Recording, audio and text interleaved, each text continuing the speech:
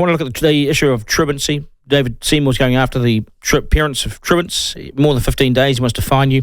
Vaughan Couillault, president of the Secondary Principals Association, and he's joining us. Is he with us now? We've got him now? We have got Vaughan. Vaughan, g'day, Duncan. Yeah. How are you? How's things? Yeah, I'm good, thank you, Duncan. How are you? Good. I think you're enjoying your farewell for a staffer, I think, so I won't take too much of your time. We're about to kick off. I've got my PA leading me today. Yes, absolutely. Okay. You can't hit the Friday drinks until we finish this interview. I'm sorry, mate. I cannot be a couple of beers in when I'm talking to you, Duncan. So no. It might be better. Yeah, that's right. Hey, the truancy issue. We've all known it's been around a long time, and it's got tougher and tougher and tougher. Seymour has suggested go out there and fine parents. Your reaction? So the ability for parents to be fined for that sort of stuff has been around a while. It's just not been a tool that's been used because it's been the onus on schools to lead that prosecution, which when you're trying to get people back to school creates a bit of a barrier in terms of a decent learning relationship. So what Minister Seymour is suggesting with regard to this current announcement is that the ministry pick up the responsibility for that if it is indeed a tool that's going to be used. It's probably one of those things where you have to have a look at overseas jurisdictions to see how well that has worked in terms of re-engaging people in schools. But it's not something that's been widely used in New Zealand, albeit it has been available for some time. So it's been available. It seems to me that what Seymour is finding in his cupboard is that these things are the tools are there, but they haven't been used for one reason or the other. Truancy's got pretty bad. Maybe if we did put the frighteners up some of these parents, it could work. Yeah. Attendance or lack thereof is a very complicated matter. So when you look at attendance rates in New Zealand, the biggest contributor to absenteeism currently is explained and medical. And so what we've got to work out with regard to what Minister Seymour is wanting us to do is, if you're talking about 15 days absence across a term, is it at all? Or is it just the truants that you were talking about? So a truancy is quite different from a medical reason to be away for medical reasons, for example. And so, the devil is always in the detail when it comes to announcements from ministers. And we've still got to get some clarity from Minister Seymour in terms of what must be unexplained. It must be, but he hasn't articulated that. You'd think so, but when you look at his info sheets that came out today, it's all absences. And so when you're making a statement about all absences, that actually isn't truancy. So we've got to get some clarity. You and I, being sensible, would go, it's certainly got to be the unexplained stuff. It's got to be the kids that are turning left instead of turning right, and all the adults think they should be at school. However, we haven't got that clarity.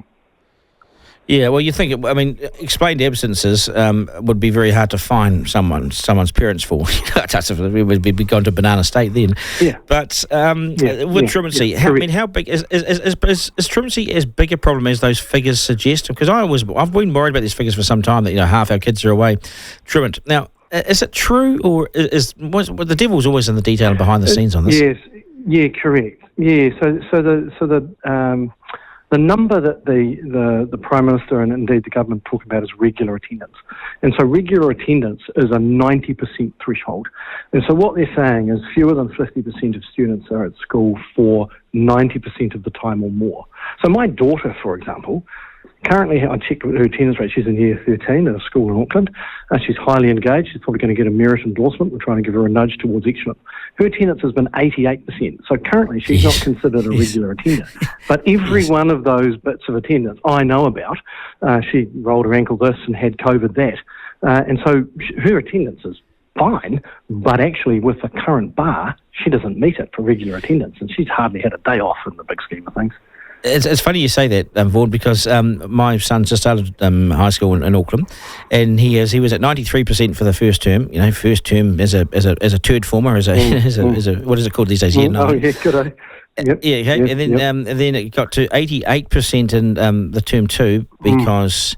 Winter said a couple of bugs. And then this term, it's got to 83 because he was away for sport, but that wasn't a problem. It was the horrible, nasty, it wasn't COVID, it was a nasty head cold thing that just wouldn't go away, and he was out for 4 days and a broken ankle at one stage as well, so he couldn't walk. So I can explain this, but it's now he's included as an absentee.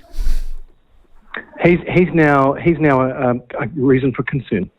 Absolutely. So we've got to have a look at that 90% threshold in situations like your son and my daughter, because actually there's nothing you can do about that. That is what it is. That's called life. And so, yes, the narrative around 50% not attending regularly includes your son and my daughter, which doesn't seem right. Okay. No, and he's doing well, and I've got no concerns there. But the truant part of it, then. So how do we peel off the truant part of it? Truant part, absolutely. Because it's different, That's right. So across the country, I think we're talking in terms of chronic, and chronic is when you're starting to drop below sort of 60 or 70% attendance, which is certainly going to get in the way of your learning. We're talking about 10 to 12% of the population, I believe. Now, that's still a fair chunk of students, but it's not the dire situation. Like when you think about the regular attendance and 50% aren't attending regularly, you would expect from that narrative that you turn up and half the school isn't there. Actually, my daily attendance rate here is well into the late 80s, early 90s. And so actually the schools are big and full and thriving, but we do have to do a little bit of work with regard to those students who are chronic absent and the wraparound supports that are available to them, because most of the reasons for chronic absence happen before they get to the gate. They're socioeconomic, their family circumstances, they're complicated. It's not often that the parents are fully equipped with a whole lot of tools and a whole lot of disposable income at the ready, and the student is simply still refusing. There are normally very complicated circumstances around their lack of attendance. Yeah, but still 10 to 12%, if I was to say to you 10 to 12% unemployment, because if you're unemployed, you're disengaged from the workforce. Yep. If you're disengaged from school, you're sort of unemployed from school. In many ways. I mean, I'm not saying it's the same thing, but I'm trying to get an example. It would be deemed a real problem at 10 to 12%, and I reckon that's probably too high for our liking, and probably too and it's stubborn. It's probably stubborn at 10% too, is it? Absolutely, and I don't think any school teacher, school principal, any leader in the sector would disagree with the fact that our chronic truancy rate is higher than it needs to be or should be, but also that was certainly exacerbated by the events of the last few years. We can't keep blaming COVID, but certainly people have got into patterns of behaviour recently that we're finding it very sticky to get them out of. And I wonder if fining. See, at those periods, I actually don't think the fining thing will actually be used. I know it's thrown out there as a bit of a carrot, maybe it's for some votes or something, but I actually don't think it'll be used. It's going to be a fairly rare set of circumstances where a financial penalty on the parent creates the motivation to get the kid to school. You could argue that, let's say you're in a family of three, you might be financially distressed and be receiving benefits and things. If you're getting a penalty on that, the other two kids are going to have less food in the cupboard because of the behaviour of the 14-year-old sibling. And there's all sorts of moral issues involved in it. Yeah. I spoke to you when I was hosting the AM show a number of years ago, and we spoke about getting kids back to school after COVID. It was during COVID, I think, and you were saying, it's all very well to get them back, but some of them have now taken up employment on behalf of the family, and I'm not going to get a look in terms of getting them back. As much as the kids want to come back, they can't because there's other responsibilities with big families and so forth. So, did you have any luck getting any of your kids back, or what was the deal? Yeah, we did actually. So once we got out of that pesky 2022 situation, and that first part of 2022 when restrictions were sort of lifted, that was really challenging in terms of continuity of learning, and that year was fairly poor. But as we can see from stats out today, our regular attendance this time last year was in the mid to late 40s. Now it's up in the mid 50s, and so we are getting some traction. And we got back to the late 80s in terms of our daily attendance, probably by mid-2022, and so they returned quickly. What we realised is that teaching and learning is definitely a contact sport, and the students that were involved in those lockdowns realised the benefit of getting their butts back to school because it's just far less boring, to be honest.